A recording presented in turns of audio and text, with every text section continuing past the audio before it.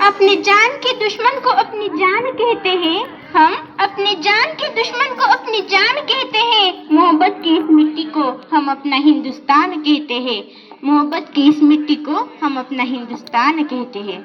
ज्यांच्या विचारातील संपूर्ण देश रंगला असे अखंड हिंदुस्थानाचे आराध्य दैवत छत्रपती शिवाजी महाराज। 32 वर्षाच्या वयामध्ये मृत्यू सुचून देणारे छत्रपती संभाजी महाराज, ज्यांनी शुभाला घडवलं, वाढवलं, स्वराज्य निर्माण करण्याची ताकद दिली, त्या राजमाता, राष्ट्रमाता, वीरमाता माँसाहेब जिजाऊ यांना मी प्रगती शतकामुळे अभिवादन करते। अगं तलवारीच्या धारीसारखी तडपत्या सूर्यासारखी, तलवारीच्या धारीसारखी तडपत्या सूर्यासारखी तेजस्वी बन तू। पप्पाची परी नाही बापाची वाघीण म्हणून जग तू, पप्पाची परी नाही बापाची वाघीण म्हणून जग तू। उपस्थित मान्यवरांचे मी टाळ्याच्या गजरात स्वागत करते। सगळ्यांना प्रश्न पडला असेल की ही मुलगी काय मार्गदर्शन करणार आहे। मित्रांनो, माझ्या चेहऱ्याचा रंग कसा असावा हेही माझ्या हातात नव्हतं, विकोऱ्यांच्या पोटी जन्म घ्यावा हेही माझ्या हातात नव्हतं। आपल्या तळहाताच्या रेषेत दडलेल्या भविष्य बघण्यापेक्षा तळहाताच्या मागील असलेल्या फिरदार मनगटात आपलं भविष्य साठवलेलं असतं, हेच तर सांगण्यासाठी मी आज इथे आली आहे।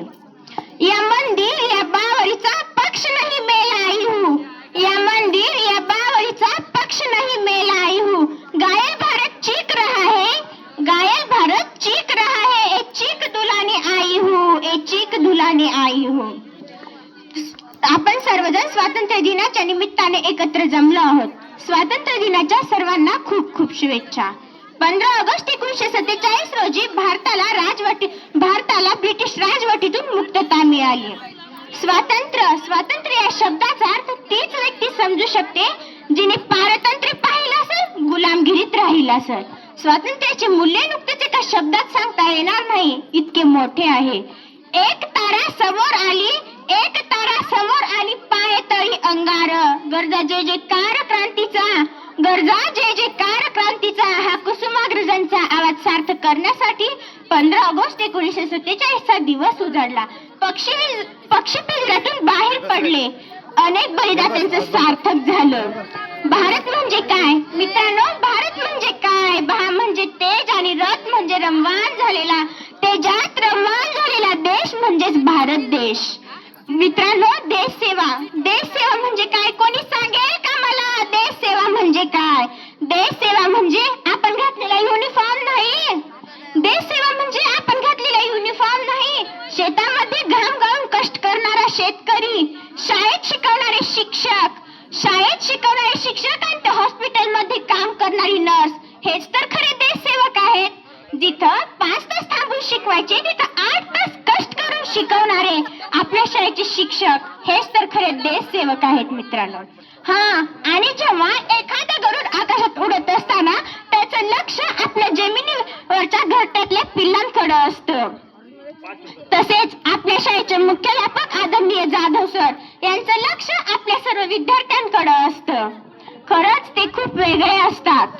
आपण सुखात झोपतो, सीमेवर लढणारा एक सैनिक ऊन वारा पाऊस सहन करून देशाचं रक्षण करतो।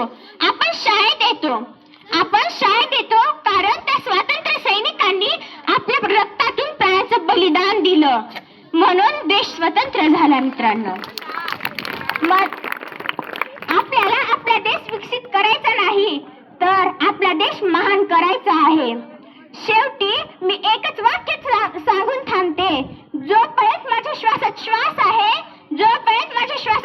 आहे तोपर्यंत मी जगेल आणि गरज पडली तर माझ्या भारत देशासाठी मी मरेन देखील मित्रांनो। एवढे बोलून मी माझ्या विषयाला विराम देते। जय हिंद, जय महाराष्ट्र, धन्यवाद।